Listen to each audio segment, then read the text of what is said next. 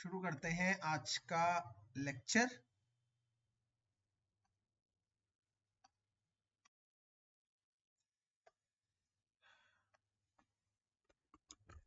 We will start from D block general trend, जो हमारा running topic है, उसी को हम लोग आगे बढ़ाएंगे आज।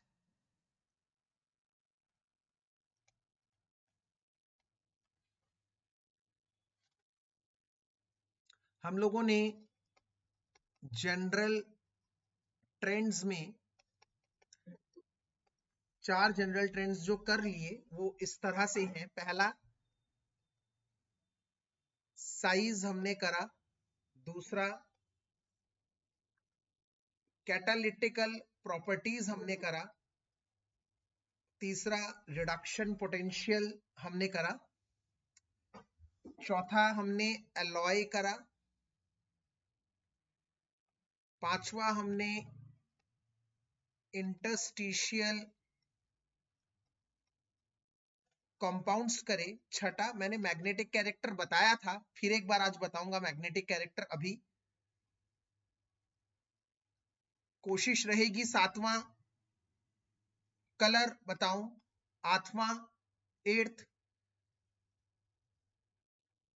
कॉम्प्लेक्सिंग प्रॉपर्टीज बताऊं, ninth melting point boiling point, और 10th ऑक्सीडेशन स्टेट। देखते हैं कितना काम कर पाएंगे। एक टारगेट हमने ले लिया है क्योंकि बहुत आसान आसान है, एक्सेप्ट नोवा और 10वां, ये मेन है। तो आइए 6th से स्टार्ट करते हैं, मैग्नेटिक कैरेक्टर। ध्यान से सुनते रहिएगा मेरी बात को। मैग्नेटिक कैरेक्टर बेसिकली दो तरह के होते हैं। मैग्नेटिक कैरेक्टर दो तरह के होते हैं। एक, जब इलेक्ट्रॉन अनपेयर्ड होता है तो उसे हम पैरामैग्नेटिज्म कहते हैं। पैरामैग्नेटिज्म, पैरामैग्नेटिज्म, ये मैग्नेटिक फील्ड से, एमएफ से अट्रैक्शन फील करते हैं। अट्रैक्शन। अगर इलेक्ट्रॉन पेयर्ड हो तो उसे डाईमैग्नेटिज्म कहते हैं, और ये मैग्नेटिक फील्ड से रिपल्शन महसूस करते हैं। ठीक है, ये पहली बात। अगर मैं डी ब्लॉक की मैग्नेटिक कैरेक्टर की बात बताऊं तो याद करिए, अगर मैं पहली सीरीज ही बताऊं, scandium, titanium, vanadium, chromium, manganese, iron, cobalt, निकल, कॉपर, जिंक, अगर मैं इसकी बात बताऊं, 4s2 3d1, 4s2 3d2, 4s2 3d3, 4s1 3d5, 4s2 3d5, 4s2 3d6, 4s2 3d7, 4s2 3d8, 4s1 3d10, 4s2 3d10, ये है। अब हो क्या रहा है, डी में देखते हैं क्या हलचल हो रही है। 2 3 4। सबसे पहले स्कैंडियम। स्कैंडियम क्या है, D1, एक इलेक्ट्रॉन। फिर आया टाइटेनियम, डी में कितने इलेक्ट्रॉन है, 2। तो अब आप मेरी बात समझिए, स्कैंडियम में एक अनपेयर्ड इलेक्ट्रॉन है, और इलेक्ट्रॉन अनपेयर्ड होता है तो पैरामैग्नेटिज्म होता है, अट्रैक्शन फील करता है, मतलब स्कैंडियम पैरामैग्नेटिक हुआ। तो टाइटेनियम के पास तो 2 अनपेयर्ड इलेक्ट्रॉन है, मतलब टाइटेनियम ज्यादा पैरामैग्नेटिक हुआ। क्यों सर, एक इलेक्ट्रॉन अनपेयर्ड था, और अनपेयर्ड इलेक्ट्रॉन से पैरामैग्नेटिज्म जुड़ा हुआ है। जितने ज्यादा अनपेयर्ड इलेक्ट्रॉन होंगे उतना ज्यादा पैरामैग्नेटिक कैरेक्टर होगा। तो कहीं ना कहीं स्कैंडियम और टाइटेनियम में से टाइटेनियम का पैरामैग्नेटिक कैरेक्टर ज्यादा है, क्योंकि उसमें 2 अनपेयर्ड इलेक्ट्रॉन है। बिल्कुल सर, वेनेडियम में तो फिर 3, अरे वाह, और ज्यादा। सर फिर 5 हो गए, अरे वाह। तो हम क्या देख पा रहे हैं, पहले मिडवे तक, बीच तक, जैसे जैसे हम लेफ्ट टू राइट जा रहे हैं, नंबर ऑफ अनपेयर्ड इलेक्ट्रॉन बढ़ रहे हैं, और नंबर ऑफ अनपेयर्ड इलेक्ट्रॉन बढ़ने की वजह से मैग्नेटिक कैरेक्टर बढ़ रहा है, इंक्रीज हो रहा है। बिल्कुल।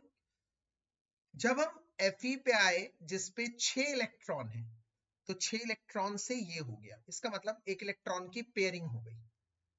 तो इसमें 5 अनपेयर्ड इलेक्ट्रॉन थे, तो इसमें 6 अनपेयर्ड इलेक्ट्रॉन नहीं है, इसमें मात्र 4 है, क्योंकि इलेक्ट्रॉन पेयर होना शुरू हो गया। कोबाल्ट में 3d7 है, तो 7 अनपेयर्ड इलेक्ट्रॉन नहीं है, सिर्फ अनपेयर्ड इलेक्ट्रॉन कितने बचे, 3। तो इसका मतलब क्या हम देख पा रहे हैं, हम लोग ये देख पा रहे हैं कि मिडवे तक तो अनपेयर्ड इलेक्ट्रॉन पहले बढ़े, फिर जैसे मिडवे के बाद पेयरिंग होना स्टार्ट हो रही है, अनपेयर्ड इलेक्ट्रॉनों की संख्या कम हो रही है, तो पहले मैग्नेटिक कैरेक्टर मिडवे तक बढ़ा, फिर मैग्नेटिक कैरेक्टर मिडवे के बाद से घटा।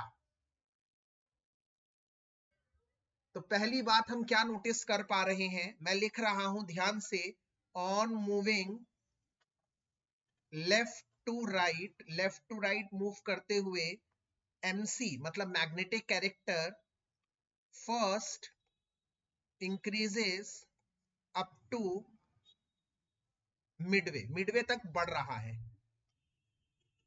With increased number of unpaired electron के साथ साथ पहले वो बढ़ रहा है, देन उसके बाद विद पेयरिंग ऑफ इलेक्ट्रॉन, जैसे जैसे इलेक्ट्रॉनों की पेयरिंग होती रही, with pairing of electron para magnetism decreases, paramagnetism decrease हो रहा है। तो इससे हम लोगों ने क्या ऑब्जर्वेशन नोट करी, हमने ऑब्जर्वेशन नोट करी कि जो मिडल वाले एलिमेंट है इनका मैग्नेटिक कैरेक्टर सबसे ज्यादा होगा, सबसे कम मैग्नेटिक कैरेक्टर पहले वाले का होगा, और लास्ट वाले का मैग्नेटिक कैरेक्टर तो और सबसे कम होगा। क्यों? क्योंकि ये 3d10 पूरा भरा हुआ है, इसमें एक भी अनपेयर्ड इलेक्ट्रॉन नहीं है, एक भी अनपेयर्ड इलेक्ट्रॉन नहीं है, तो जिंक का मैग्नेटिक कैरेक्टर सबसे कम होगा। तो क्या क्या बातें नोटिस करी हमने, नोटिस करी कि सबसे मैग्नेटिक ज्यादा कैरेक्टर किधर होगा, सबसे ज्यादा मैक्स, इसका मतलब max magnetic character will be observed by middle elements, बीच के एलिमेंट्स का मैक्सिमम मैग्नेटिक कैरेक्टर होगा। एक बात। अगली बात, first element has least MC as it has only one unpaired electron, while जबकि Zn shows dimagnetism due to its fully filled 3d10, क्योंकि उसका पूरा भरा हुआ है, उसके पास कोई भी अनपेयर्ड इलेक्ट्रॉन नहीं है। ठीक है, इसीलिए जिंक डायमैग्नेटिज्म शो करता है। दो बात। तीसरी बात क्या, दिस MC मतलब magnetic character can be calculated by using spin only formula. ये स्पिन ओनली फार्मूला क्या है, स्पिन ओनली फार्मूला क्या कहता है, MC √n+2 BM। यहां पर n मतलब क्या है, नंबर ऑफ अनपेयर्ड इलेक्ट्रॉन, और BM इसकी यूनिट है, बोहर मैग्नेटॉन इसकी यूनिट है। ठीक है, ये तीन बातें हम डायरेक्ट कंक्लूड कर सकते हैं। अब आता है अगला पड़ाव, सर क्वेश्चन कैसे आएंगे इस टॉपिक के। पहला क्वेश्चन तो ऐसे आ सकता है कि विच इज पैरामैग्नेटिज्म, दो दे देंगे आपको, Cu2+, और वेनेडियम 3+, ऐसे क्वेश्चन दे देंगे। 4 ऑप्शन दे देंगे, बताएंगे इसमें से कौन पैरामैग्नेट है, बताइए इसमें से कौन डायमैग्नेटिज्म है। कैसे निकालेंगे, कैसे किया जाता है इन क्वेश्चनों को?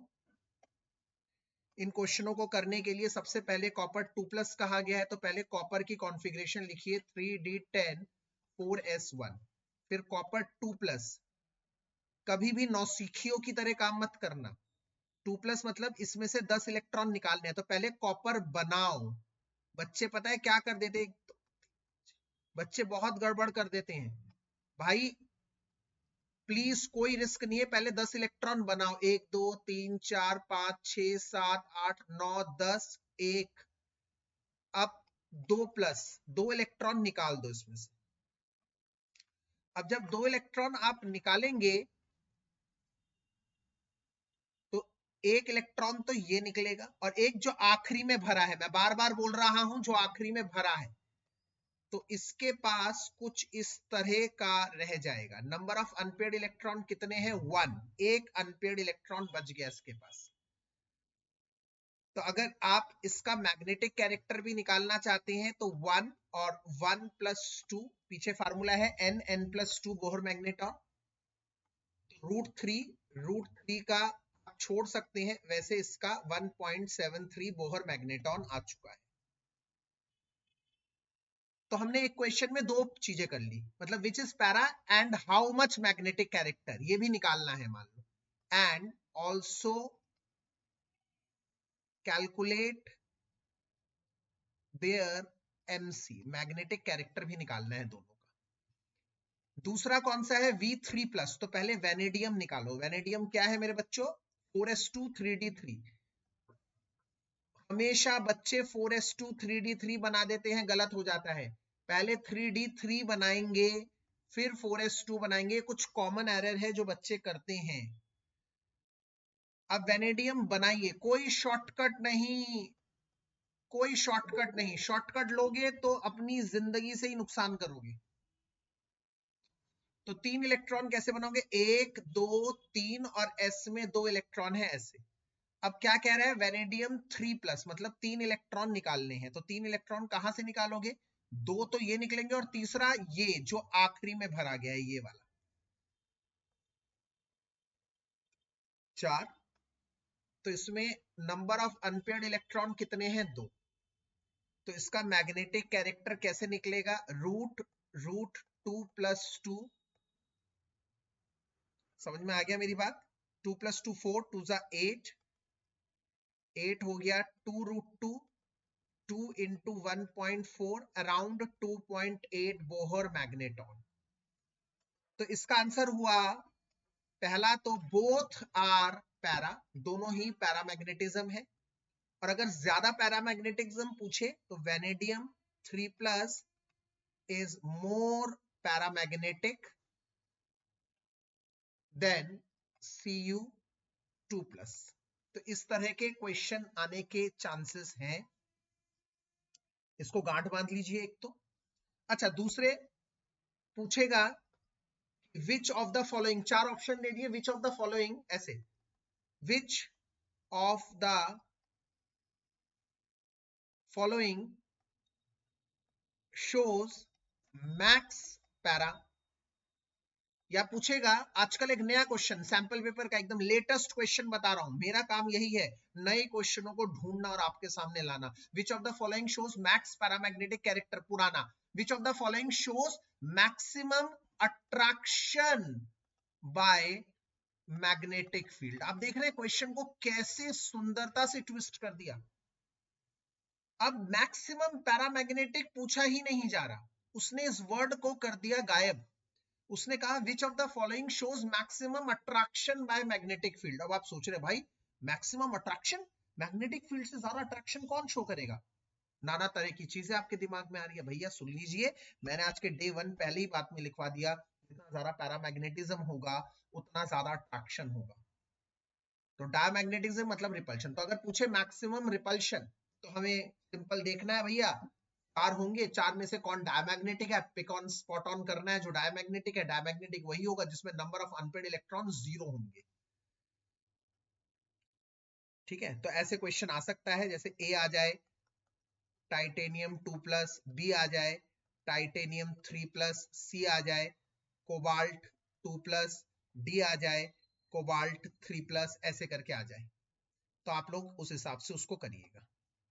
मैं बस ये बताना चाहता हूं, एक कॉमन एरर बच्चा क्या करता है, जैसे कोबाल्ट 3+ का है, तो पहले कोबाल्ट का होता है 27, वो होता है 3d7 4s2, कोई गलती नहीं करनी, डायरेक्ट। कई बच्चे क्या करते हैं, एरर मैं बताता हूं, वो बच्चे कोबाल्ट 3+ का बनाते हैं, देखना समझना गलती कितनी करी है। उसमें से निकाल देते हैं 2 इलेक्ट्रॉन, इसमें से निकाल देते हैं 1 इलेक्ट्रॉन, बचा इसमें 6 इलेक्ट्रॉन, डायरेक्ट बना देते हैं 6 इलेक्ट्रॉन का। भैया ऐसे आप लोग नहीं करेंगे, इसमें गलती होने के चांसेस होते हैं। आपका पेपर एक ही है, आप अपने लिए एक ही हैं, मेरे पास तो फिर और बच्चे हैं जो नंबर ले आएंगे। आप अपने लिए एक ही हैं, अपने माँ बाप के लिए एक ही उम्मीद है। तो बेकार में रिस्क लेकर स्टंट मारकर कोई भी काम गलत नहीं कर देंगे। 1 मिनट ज्यादा लगे ज्यादा सही, आप 7 इलेक्ट्रॉन बनाएंगे, फिर 2 इलेक्ट्रॉन हटाएंगे। अब इसमें से आपको 3 इलेक्ट्रॉन हटाने हैं, तो अब 3 इलेक्ट्रॉन कैसे हटाएंगे आप लोग, पहले तो 2 ये हटेंगे, हट गए भैया ये।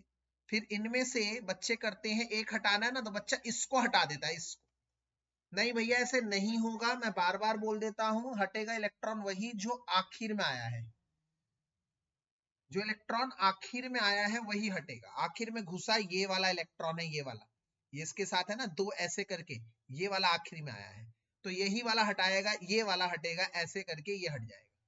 तो अब नंबर ऑफ अनपेड इलेक्ट्रॉन हम देख पा रहे हैं कितने हैं, 4, तो n कितना है 4, इस हिसाब से इसका मैग्नेटिक कैरेक्टर निकालेंगे। सबका मैग्नेटिक कैरेक्टर निकालने की जरूरत नहीं है, अगर वो पूछे तो ही निकालना है। अनपेड इलेक्ट्रॉन से ही पता लग रहा है, जिसके पास ज्यादा अनपेड इलेक्ट्रॉन है वो ज्यादा पैरामैग्नेटिक है। और ऐसा भी क्वेश्चन आ जाता है, इन चारों को अरेंज करो in increasing order of magnetic character, तो आप सबका पहले निकाल देंगे, फिर इंक्रीजिंग ऑर्डर देखेंगे। या फिर 4 ऑप्शन है कि बताओ कौन सा ऑप्शन सही है, कौन सा करेक्ट ऑर्डर है। मैं बार बार बोल रहा हूं, अभी मैंने हाल ही में टेस्ट में लिया, बच्चों ने इंक्रीजिंग ऑर्डर की धज्जियां उड़ा दी, सबने रिवर्स ऑर्डर लिखा है, जिसमें अमाइंस की बेसिसिटी बतानी थी, सबने ऐसे करा है, 2 डिग्री सबसे ज्यादा, फिर 1 डिग्री, फिर 3 डिग्री। अरे ये तो डिक्रीजिंग ऑर्डर हो गया भाई, ये तो डिक्रीजिंग ऑर्डर है, सबसे ज्यादा 2 डिग्री, फिर 1 डिग्री, फिर 3 डिग्री। 0 मार्क्स, सीबीएसई कहती है उस बच्चे को 0 मार्क्स मिलेंगे जो इंक्रीजिंग की जगह डिक्रीजिंग ऑर्डर लिख रहा है, भले ही ऑर्डर सही हो, उस बच्चे को इतना नहीं पता कि इंक्रीजिंग ऑर्डर क्या होता है। 0 मार्क्स प्रोवाइड करता है सीबीएसई, प्लीज इस बात को ध्यान करिए। मैग्नेटिक कैरेक्टर हुआ है, हम आते हैं अपने अगले पड़ाव पर, कलर पर। अच्छी तरह से पता है, कोई नया ट्विस्ट नहीं है कलर हमारे लिए, सभी बच्चों को पता है। एक बार दोबारा से बता देता हूं, कलर कलर वाला कॉन्सेप्ट एक बार दोबारा बता देता हूं। हम सभी को पता है डी ऑर्बिटल 2 एनर्जी जोन्स में बटा हुआ है, बच्चों पता है या नहीं? नीचे वाला T2G, ऊपर वाला EG, बिल्कुल पता है जी हमें। डी सबशेल 2 एनर्जी जोन्स में बटा हुआ है, और अगर एक भी इलेक्ट्रॉन T2G में या EG में अनपेयर्ड रह गया तो वो क्या करेगा, तुम उसे एनर्जी दोगे तो वो इलेक्ट्रॉन ऊपर जाएगा, T2G से EG में एक्साइट हो जाएगा। तुम उसे एनर्जी दिए जा रहे हो, गर्म कर रहे हो, गर्म कर रहे हो, उसे एनर्जी दे रहे हो, T2G से EG में चला गया। और जैसे ही तुमने गर्म करना छोड़ा, इलेक्ट्रॉन वापस EG से T2G में आएगा। अब जाते हुए उसने एनर्जी एब्सॉर्ब करी थी, ई एनर्जी एब्सॉर्ब करी थी, जब आएगा तो वो ई एनर्जी को लिबरेट करेगा, लिबरेट निकालेगा, एनर्जी निकालेगा। वो जो एनर्जी निकालेगा, उस एनर्जी का एक hc अपॉन लैम्डा फार्मूला होगा, उस एनर्जी की एक वेवलेंथ होगी, और अगर वो वेवलेंथ विजिबल रेंज के अंदर आ जाती है और जिस भी कलर के साथ मैच करती है, उसका कॉम्प्लीमेंट्री कलर वो दिखाने लग जाएगा। इसका मतलब हुआ क्या, मैं आपको दोबारा बता देता हूं, मेरे येलो पेन को फॉलो करना। कोई भी इलेक्ट्रॉन अगर अनपेयर्ड है तो वो T2G, मतलब इसे कहते हैं लोअर एनर्जी डी सबशेल, और EG को कहते हैं हायर एनर्जी डी सबशेल। तो वो लोअर एनर्जी से हायर डी में चला जाता है। T2G से EG में चला जाता है। और जब वो इलेक्ट्रॉन वापस आएगा तो मान लीजिए ऊपर जाते हुए उसने 100 एनर्जी एब्जॉर्ब करी थी, जब वो वापस आएगा 100 एनर्जी निकालेगा, और यही एनर्जी जो वो निकालेगा, इस एनर्जी के करस्पॉन्डिंग वेवलेंथ का कलर वो शो करने लग जाएगा। आपको पेपर में इतना कुछ नहीं लिखना, आपको सिर्फ 2 बातें याद रखनी है। क्या? Colour of D block elements are due to, सिर्फ एक वर्ड, डी ट्रांजिशन। इस पूरे फिनोमिना को डी ट्रांजिशन कहते हैं। T2G से EG जाना, EG से वापस T2G आने से पूरा डी ट्रांजिशन कहते हैं। और डी ट्रांजिशन कौन दिखाएगा? To show colour through D transition there must be unpaired electron. बस इन दोनों बातों के अलावा एक और बात है जो आखिरी में बताऊंगा। बस 2 बातें। कभी भी आ जाए फलाना कलर्ड है, फलाना कलर्ड नहीं है, बताओ क्यों? Ni2+ कलर्ड है या नहीं? बताओ बताओ। Ni2+, Zn2+, इन 4 में से 4 दे देगा, 5 दे देगा, 4 ऑप्शन में से बताओ कौन सा कलर्ड है, कौन सा कलरलेस है। आप कहेंगे सर मुझे कोई स्टंटबाजी नहीं चाहिए, मैंने आप लोगों को बता रखा है, निक्कल पहले बनाएंगे। निक्कल क्या होता है? 3D8 4s2। सर हम लोग निक्कल को बनाएंगे पहले पेपर में 1 2 3 4 8 इलेक्ट्रॉन बनाएंगे, चाहे 1 मिनट लेट हो जाए। 1 2 3 4 5 6 7 8। सर यहाँ पे 2 इलेक्ट्रॉन रखेंगे। फिर सर हम बनाएंगे निक्कल 2+, 2 इलेक्ट्रॉन यहां से निकल जाएंगे, तो वो रह जाएगा सिर्फ D 1 2 3 4। D में ये इलेक्ट्रॉन रह जाएंगे। तो अब आप मुझे बताएं जरा, इसमें क्या अनपेयर्ड इलेक्ट्रॉन दिख रहा है आपको? जल्दी बताइए, क्या आपको इसमें अनपेयर्ड इलेक्ट्रॉन दिख रहा है? यस और नो? यस, अनपेयर्ड इलेक्ट्रॉन दिख रहा है सर मुझे। कितने अनपेयर्ड इलेक्ट्रॉन दिख रहे हैं? 2। तो अगर ये मैग्नेटिक कैरेक्टर का क्वेश्चन आ जाए तो आप आंसर तब भी दे सकते हैं। इसका मैग्नेटिक कैरेक्टर कैसा होगा? पैरामैग्नेटिक। कितना होगा? 2 रूट में 2 + 2 4, वो भी निकाल लेंगे। और ये कलर भी दिखाएगा। कलर क्यों दिखाएगा? कलर्ड, ड्यू टू, सिर्फ एक reason, due to coloured as it has, paper में यही लैंग्वेज चाहिए, it has unpaired electron which undergoes DD transition. That's it. Simple, sober, बात खत्म, पैसा हजम. Why it is colored? Because it has unpaired electron which undergoes DD transition. Template याद कर लो भैया, जैसे हैप्पी लिखते ही बर्थडे आ जाता है ना व्हाट्सएप पे, ऐसे ही कलर आते ही तुम ये पूरा छाप देना, because it has unpaired electron which undergoes DD transition. खत्म। कहीं पे भी कलर का क्वेश्चन दिख जाए, आंख बंद करके सीधे छाप देना इस वर्ड को, as it has unpaired electron which undergo DD transition. और फलाना आइटम कलर्ड नहीं है कुछ आए तो, because it has no unpaired electron it cannot undergo DD transition. बस बच्चे भी याद कर लेंगे यार। जिंक 2+ चेक करते हैं, आइए। 3D10 4s2, जिंक 2+ क्या होगा? ये तो सिंपल है, इसको बताने की जरूरत नहीं है, 2 इलेक्ट्रॉन चले जाएंगे तो 3D10 fully filled, no unpaired electron. No कहानी, कोई कहानी नहीं चाहिए पेपर में CBSE में। They do not want history, it is chemistry. You have to be precise, you have to be very wise with your words, you have to be very selective whatever you are writing, you know. No story writing, just answer, just pure and crisp answer. Why it is colorless? Because no unpaired electron, hence no DD transition. That's it. Number मिल गए, पैसा हजम, बात खत्म। Simple topic. बस मैंने कहा था इसमें 3 बातें हैं, 2 बातें बता दी। कोई भी फलना आइटम कलर्ड क्यों होगा? क्योंकि उसके पास अनपेयर्ड इलेक्ट्रॉन होगा जो DD ट्रांजिशन दिखाएगा। दूसरा, DD ट्रांजिशन कब दिखाएगा? उसका उल्टा, जब उसके पास अनपेयर्ड इलेक्ट्रॉन होगा। बात खत्म। एक अलग बात जो मैंने आपको बता रखी है, फिर भी यहां पर एक नोट डाल के लिखवाना मेरा कर्तव्य है, वो क्या है कि KMnO4 इसका नाम है मेरे बच्चों पोटेशियम पर मैग्नेट, और ये है वायलेट कलर का, वायलेट कलर का जिगजैग आइटम है ये हमारा, ठीक है, वायलेट कलर की आइटम है। अब यहां पर कहेगा ये कलर्ड है, बताओ कैसे? कोई बात नहीं यार, सिंपल सी बात है, तुम KMnO4 में Mn का ऑक्सीडेशन स्टेट चेक करिए। वो 11th क्लास में रिडॉक्स में करते थे ना, K का पता है ग्रुप 1 का एलिमेंट है सोडियम पोटेशियम, +1 है, ऑक्सीजन का -2 है। मान लो Mn का नहीं पता, X, कोई बात नहीं सर, X मान लेंगे, +1 + X, एक ऑक्सीजन का -2 है तो 4 ऑक्सीजन का बॉस -8 हो जाएगा, टोटल 0, क्योंकि पूरा KMnO4 एक न्यूट्रल कंपाउंड है। यहां पर आ जाता है X +7, मतलब Mn के ऊपर चार्ज कितना है बाबू? +7 चार्ज है।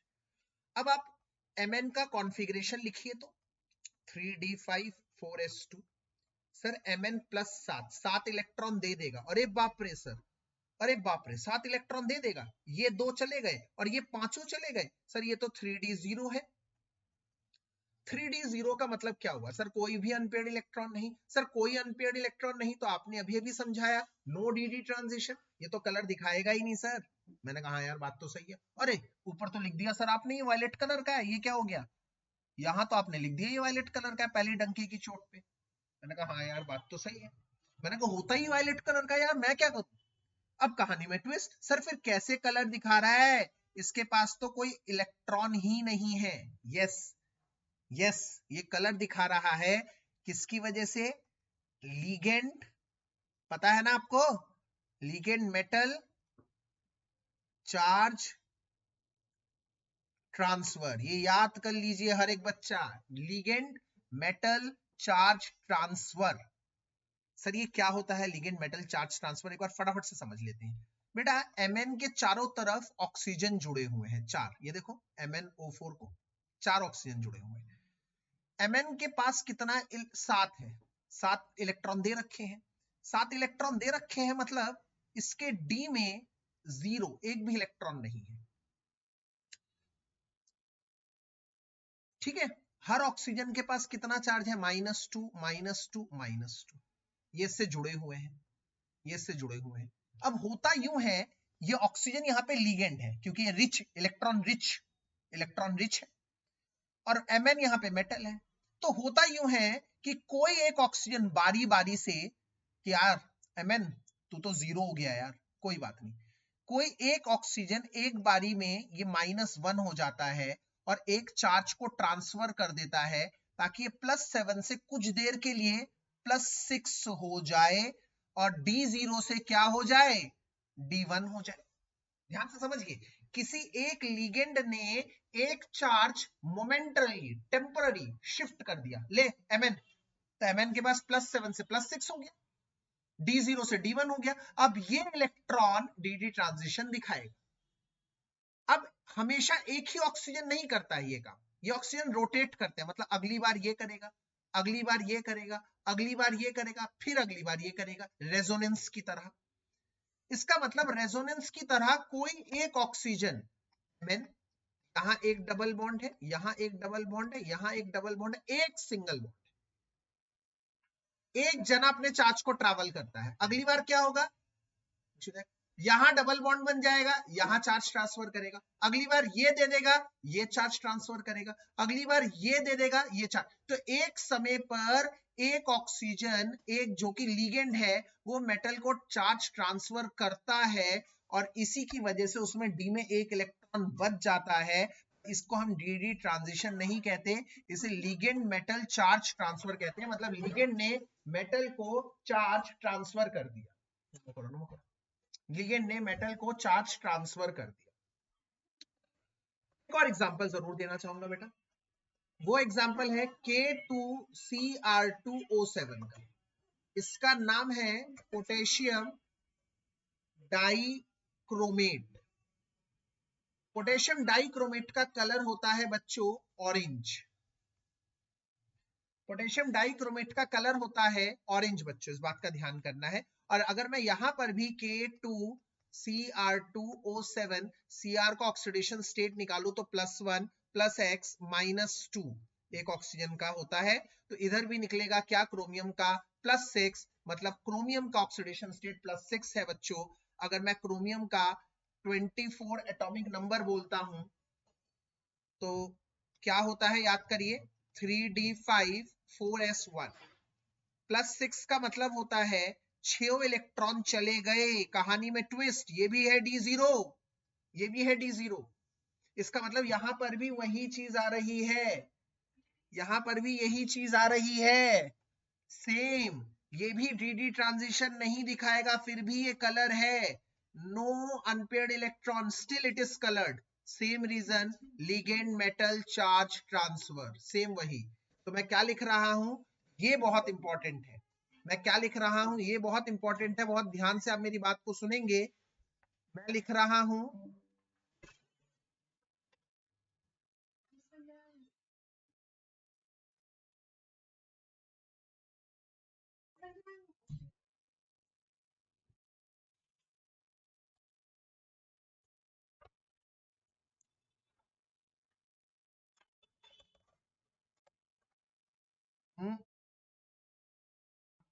मैं लिख रहा हूं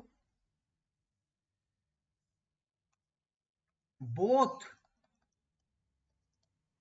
KMNO4 and K2Cr2O7 are 3d0 but still colored, फिर भी colored है, क्यों?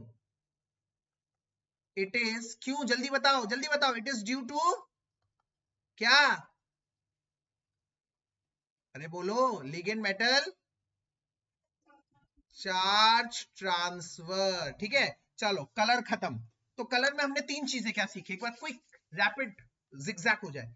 कलर में हमने सबसे पहले सीखा कोई भी आइटम कलर्ड क्यों होती है, कोई भी आइटम कलर्ड क्यों होती है, और कोई भी डी ब्लॉक कलर्ड क्यों नहीं होता। इसका पूरा आंसर डी ट्रांजिशन।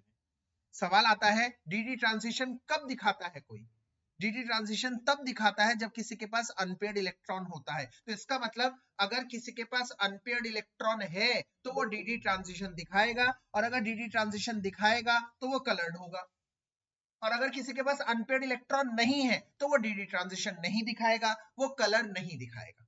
तो 4 में से अगर आ जाए ये कलर्ड है, ये कलर्ड नहीं है, कैसे, क्यों, आप जवाब के लिए तैयार है।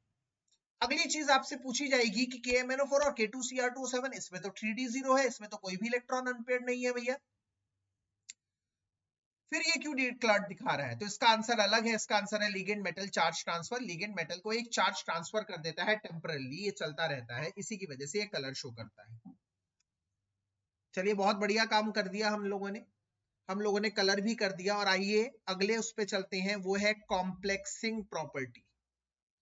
कॉम्प्लेक्सिंग प्रॉपर्टी बच्चों, ये हमारी 8वां जनरल ट्रेंड है हमारा, complexing property, 8th general trend, 8th general trend, complexing properties, 8th general trend. ध्यान से सुनिएगा मेरी बात। कॉम्प्लेक्सिंग मतलब क्या, कॉम्प्लेक्सिंग मतलब सर वही कोऑर्डिनेशन कॉम्प्लेक्स वाला। मैंने कहा ओ हो मतलब मेटल और लिगेंड की जोड़ी वाला। तुमने कहा हाँ सर, मेटल और लिगेंड की जोड़ी, जो कैटायन कॉम्प्लेक्स भी हो सकती थी, एनायन कॉम्प्लेक्स भी हो सकती थी। मैंने कहा हाँ यार, ये तो हमने अभी भी कोऑर्डिनेशन केमिस्ट्री पढ़ा है, सभी को अच्छी तरह से आता है कोऑर्डिनेशन केमिस्ट्री। पर इसमें एक बात बताइए, जो मेटल है M, हमने अभी भी पूरा चैप्टर पढ़ा, ज्यादातर क्या देखा था, निकल होता था, प्लैटिनम होता था, कोबाल्ट होता था, आयरन पढ़े थे ना, FeCN6 पढ़ा था ना, 3- पढ़ा था ना, NiCO4। तो ये सब मेटल जो भी थे, उधर जितने भी मेटल पड़े थे वो सब यही तो थे ज्यादातर, क्रोमियम। पर वो सारे मेटल कौन से हैं, डी ब्लॉक के मेटल हैं। इसका मतलब सर, अरे हाँ बिल्कुल सही सर, इसका मतलब पूरे चैप्टर में, मैं आपको एक छोटी सी ट्रिक बताता हूँ, पूरे चैप्टर में तुमने जितने भी पढ़े थे ना, 99.99% डी ब्लॉक का ही मेटल, मतलब डी ब्लॉक का मेटल होता है। सिर्फ एक ऐसा कोऑर्डिनेशन कंपाउंड मैंने आप लोगों को पढ़ाया है जिसमें मेटल डी ब्लॉक का नहीं है। चलिए देखते हैं, एक छोटा सा रैपिड टेस्ट करते हैं, देखते हैं किसकी बुद्धि भी काम कर रही है। कौन बच्चा मुझे बताएगा एक ऐसा कोऑर्डिनेशन कंपाउंड मैंने आपको पढ़ाया है, बाकी सभी में डी ब्लॉक है, एक ही कोऑर्डिनेशन कंपाउंड है जिसमें जो मेटल है वो डी ब्लॉक का मेटल नहीं है। कोई मुझे बता सकता है? Any guess? Open challenge. मैंने आपको लोगों को पढ़ा रखा है और मैंने तब बताया भी था कि बेटा ये इकलौता कोऑर्डिनेशन कंपाउंड है जिसमें मेटल डी ब्लॉक नहीं है आपके सिलेबस में, बाकी सब में मेटल डी ब्लॉक है।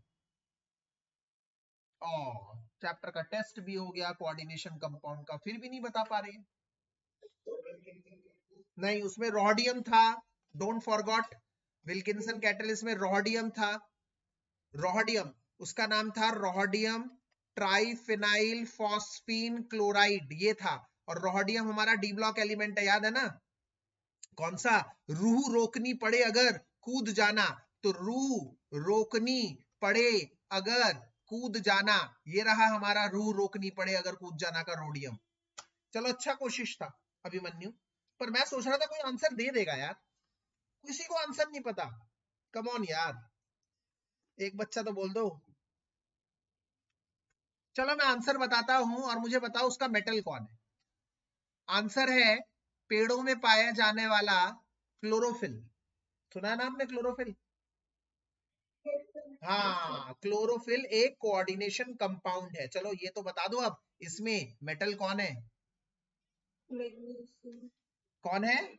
Very good Saanvi, very good, bullseye. Yes, chlorophyll में मैग्नीशियम है हमारा central metal.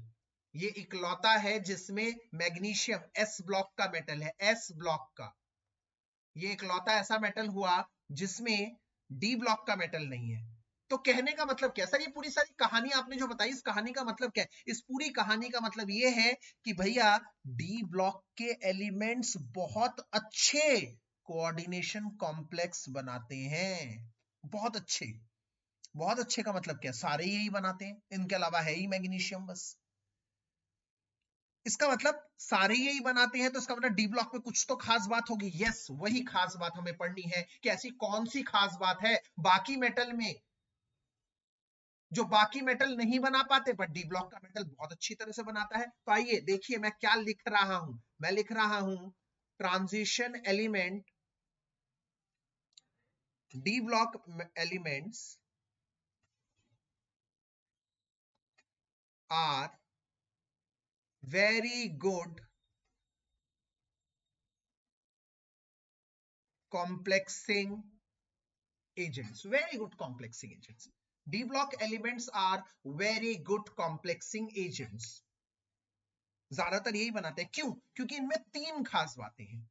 Are very good complexing agents due to its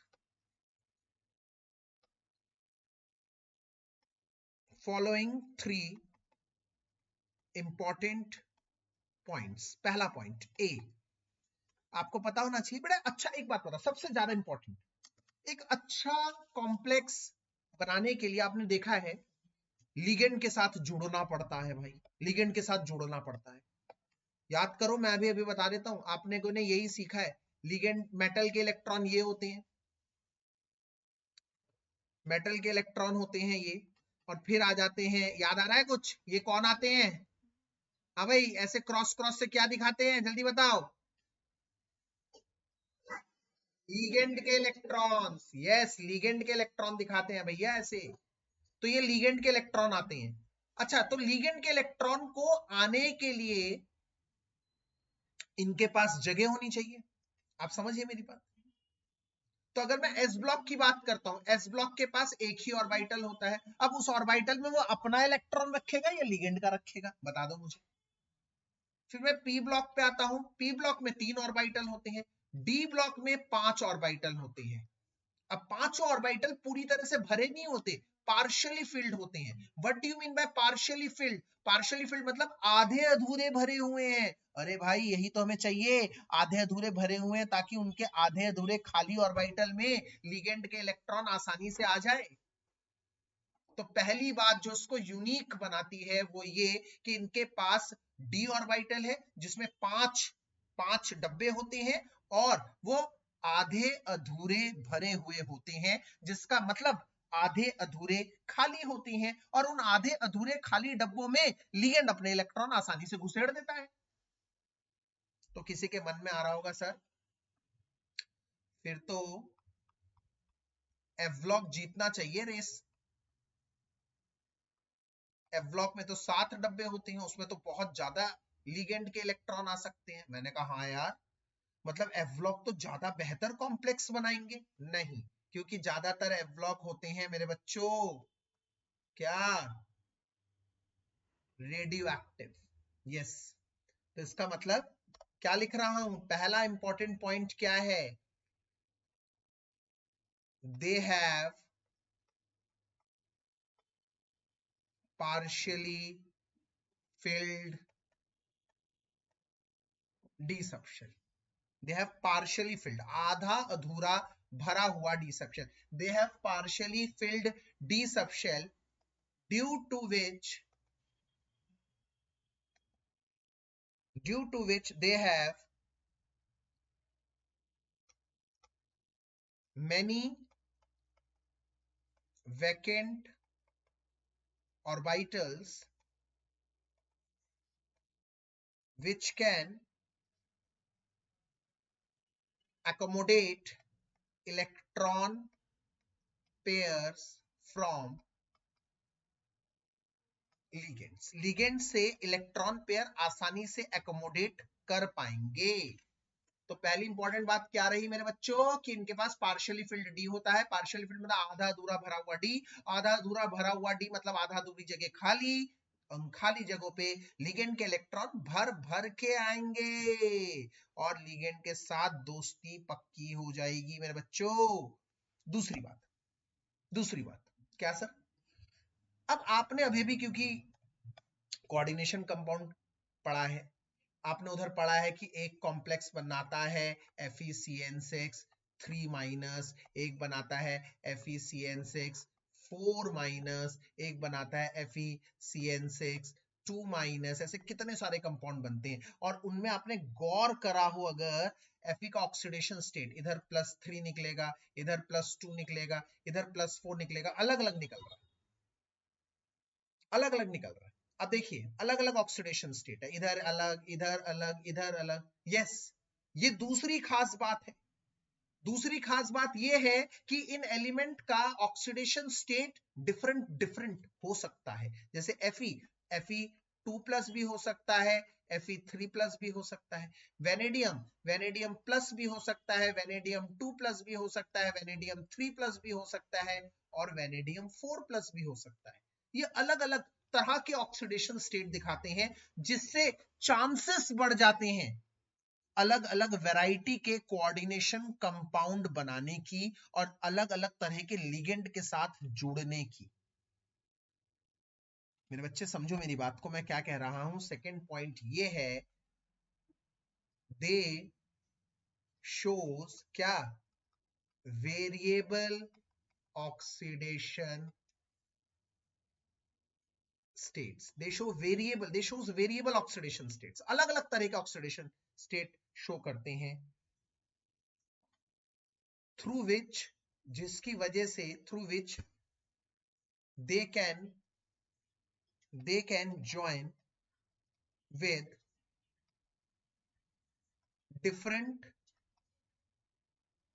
types of ligands, अलग अलग तरह के लिगेंड के साथ जुड़ सकते हैं, इन पे कोई नखरे नहीं है, नखरे नहीं है। और तीसरी बात, भाई सुनो मेरी बात, मैंने क्या लिखवा रखा है, कौन मुझे बताएगा। चलो एक और छोटा सा टेस्ट। मैंने कहा है कोऑर्डिनेशन नंबर मतलब कितने लिगेंड जुड़े होते हैं मेटल के साथ। मैंने आपको समझाया है ज्यादातर 2 तरह के कोऑर्डिनेशन नंबर होते हैं। कोई मुझे बताएगा कौन से 2 तरह के coordination number. Yes, coordination number 4 और कोऑर्डिनेशन नंबर 6। अच्छा, कोऑर्डिनेशन नंबर 4 और कोऑर्डिनेशन नंबर 6 का मतलब क्या हुआ, कौन मुझे बताएगा? 4 का मतलब एक मेटल 4 लिगेंड के साथ जुड़ा हुआ है, और 6 का मतलब एक मेटल 6 लिगेंड के साथ जुड़ा हुआ है। सर 4 6 इतने सारे लिगेंड के साथ, मतलब एक 4 जनों के साथ जुड़ा हुआ है, और यहां तो सर ऑक्टाहेड्रल, याद करो 6 के साथ जुड़ा हुआ। तो सर एक बात बताओ, इतने सबके साथ जुड़ने के लिए इसका एरिया तो बहुत लार्ज होना चाहिए, लार्ज एरिया होगा तभी तो बहुत जनों के साथ जुड़ पाएगा। अब जिसका एरिया छोटा सा है वो इतने जनों के साथ, 4 जनों के साथ, 6 जनों के साथ कैसे जुड़ेगा? वो कहेगा भैया मैं 2 जनों के साथ जुड़ूंगा, ज्यादा से ज्यादा 3 जनों के साथ जुड़ूंगा। मैंने कहा तू बेकार है, हट जा, तेरे से नहीं होगा, तू नहीं बना पाएगा कोऑर्डिनेशन कॉम्प्लेक्स। भैया कोऑर्डिनेशन कॉम्प्लेक्स बनाने के लिए तो बहुत सारे लिगेंड के साथ जुड़ना पड़ता है, और बहुत सारे लिगेंड के साथ जुड़ने के लिए तुझे एरिया तो बड़ा देना पड़ेगा, एरिया मैक्सिमम होना चाहिए। यस, मैंने आपको समझा रखा है, इनका साइज छोटा होता है। और बच्चों जिनका साइज छोटा होता है उनका सरफेस एरिया क्या होता है? क्या समझाया था कि किचन में सारे मसाले पिसे हुए होते हैं, अदरक क्यों पीस के देते हैं, हम काट के डालते हैं क्योंकि उनका सरफेस एरिया बड़ा हो सके। यस, तो क्या होता है? दे have small size, so they provides large surface area. इनका सरफेस एरिया बड़ा है, सरफेस एरिया बड़ा है इनका। यस, ठीक है। तो 3 इंपॉर्टेंट पॉइंट जल्दी से एक बार फटाफट से रिव्यू कर दीजिए कि क्यों डी ब्लॉक मेटल ही क्यों। अगर आपसे कोई पूछे भैया कोऑर्डिनेशन कॉम्प्लेक्स, कोऑर्डिनेशन कंपाउंड्स ज्यादातर कौन से मेटल फॉर्म करते हैं, बुलंद आवाज में आवाज आनी चाहिए sir, D block, transition metal. D block बहुत अच्छे कोऑर्डिनेशन कॉम्प्लेक्स बनाते हैं, या इसको एक और तरीके से बात को कह सकते हैं, ध्यान से सुनिएगा मेरी बात, कि डी ब्लॉक बहुत अच्छे कोऑर्डिनेशन कंपाउंड बनाते हैं, या डी ब्लॉक एलिमेंट्स बहुत अच्छे कॉम्प्लेक्सिंग एजेंट हैं। दोनों बातें एक ही हैं। What are HOTS? कहते हैं ना higher order thinking skill question. HOTS are the old teas in new cups. वही पुरानी चाय नए कपों में डाल दी, नए मायने बदल दिए। These are the same questions. वही पुरानी चीज। पहले क्या पूछते थे? पहले पूछते थे why D block elements forms good coordination complexes. Why they form good complex coordination complex में ज्यादातर D block ही एलिमेंट के होते हैं। आजकल उसको बदल देंगे, why D block elements are very good complexing agents. बच्चा कंफ्यूज, अबे क्या है पूछ लिया, अबे वही कॉम्प्लेक्सिंग एजेंट मतलब complex compound banana, it is the same thing. और 3 कारण जिनकी वजह से ये बहुत अच्छे कॉम्प्लेक्सिंग एजेंट बनाते हैं। पहला क्या है? उनके पास पार्शियली फिल्ड डी है, मतलब आधा अधूरा भरा हुआ डी। आधा अधूरा भरा हुआ डी मतलब आधा अधूरे जगह खाली। आधे अधूरी जगह खाली मतलब आधे अधूरे जगहों में वो आसानी से लिगेंड के इलेक्ट्रॉन्स को आइए बैठिए सेवा कर सकते हैं, उनको एकोमोडेट कर सकते हैं, उनको बिठा सकते हैं। जितनी ज्यादा कुर्सियां लगेंगी उतने ज्यादा मेहमान आएंगे, पहली बात। दूसरी बात, अलग अलग वेरिएबल ऑक्सीडेशन स्टेट शो करते हैं, अलग अलग तरह की, कोई नाज नखरा नहीं है। कोई कल को लीगेंड आएगा कहेगा भैया आपके साथ कंपाउंड बनाना है, कोऑर्डिनेशन कॉम्प्लेक्स बनाना है, बट हमारी कंडीशन ये है आपको +2 दिखाना है। ये कहेगा हाँ ठीक है दिखाऊंगा, कहेगा +3 दिखाएंगे, कह रहा हाँ दिखाऊंगा, कहे +4, कह रहा हाँ दिखाऊंगा। अब मान लीजिए कल को मैं सोडियम के पास चला गया, मैंने कहा सोडियम, सोडियम के पास चला गया, मैंने कहा Na मुझे एक कोऑर्डिनेशन कॉम्प्लेक्स बनाना है, आपका ऑक्सीडेशन स्टेट +2 दिखाना पड़ेगा, क्या आप तैयार है? सोडियम मना कर दे। सोडियम कह रहा पागल है, तुझे पता नहीं है मैं एक इलेक्ट्रॉन देने के बाद नोबल गैस बन जाता हूं, तो दूसरा इलेक्ट्रॉन जेब से दूंगा, अब मैं रिएक्शन नहीं करूंगा। मतलब एक इलेक्ट्रॉन दे दिया तो बस भैया और काम खत्म, दूसरा इलेक्ट्रॉन नहीं देने वाला, दूसरा इलेक्ट्रॉन मैं नहीं दूंगा। और ये भैया कहते हैं भाई कंडीशन कुछ भी हो हमें काम करना है, आप बताओ +2 दिखाएं, +3 दिखाएं, +4 दिखाएं, कभी भी हमें काम करना है। आप जाते हैं ना अपने दुकान में, अपने गली के किनारे दुकान पे जाते हैं, 3 बजे जाते हैं, कहता भैया दुकान तो बंद है, लंच करने गए। भाई साहब बताओ 4 बजे लंच हो रहा है, 5 बजे लंच हो रहा है, भाई 6 बजे दुकान खोल रहा है, भाई उठ के आराम से सो धो के आराम से दुकान खोल रहा है, उसको लोड ही नहीं पड़ी कोई, वो ग्राहक नहीं बनाएगा ज्यादा, और एक बंदा कहता है भैया कभी भी आओ, दुकान 24 घंटे खुली है, हम किसी भी कंडीशन पर काम करने के लिए तैयार है। Yes, that is the spirit, that is the spirit which follows D block element. They are every time ready to form any sort of complex because they can show variable oxidation state. They can join with different type of ligands in different type of oxidation states. And last but not the least, भाई इतने सारे ligand के साथ जोड़ने के लिए तुम्हारे पास area भी तो होना चाहिए, जगह भी तो होनी चाहिए। They provides large surface area. Why they provide large surface area? Because they have small size. And I already told you this fact that size is inversely proportional to surface area. Smaller the size, larger the surface area. याद रखिएगा ये बात। तो बताइए भैया, क्या आपको ये चार कैरेक्टर, तीन कैरेक्टर आए आज। सबसे पहले मैग्नेटिक कैरेक्टर, फिर आया कलर, फिर आया कॉम्प्लेक्सिंग प्रॉपर्टी। वेडनेसडे वाली क्लास ऊपर वाला सब ठीक रखे, 90% चांस है I will come to the centre. और मैं आप लोगों को अभी बता दूं, वेडनेसडे को हम जनरल ट्रेंड्स फिनिश कर देंगे। मतलब मैंने आपको कहा है इस चैप्टर की सबसे इंपॉर्टेंट बात, अगर इस चैप्टर में आप देखें तो डी ब्लॉक चैप्टर को हम 3 भागों में बांटते हैं। सबसे पहला भाग होता है जनरल ट्रेंड्स, जो 10 जनरल ट्रेंड है, 10-12 जनरल ट्रेंड, वो हम लोग वेडनेसडे को फिनिश कर देंगे। बचेंगे 2 पार्ट, एक कंपाउंड्स, कंपाउंड सिर्फ 2 हैं, एक KMnO4, एक K2Cr2O7 और दूसरा F ब्लॉक। ये बहुत ही आसान चीजें हैं, बहुत ही आसान चीजें हैं दोनों। ठीक है, तो Wednesday we will complete this general trend. So this is it for today everyone, God bless, take care. मैं आपको इसकी रिकॉर्डिंग भेज दूंगा।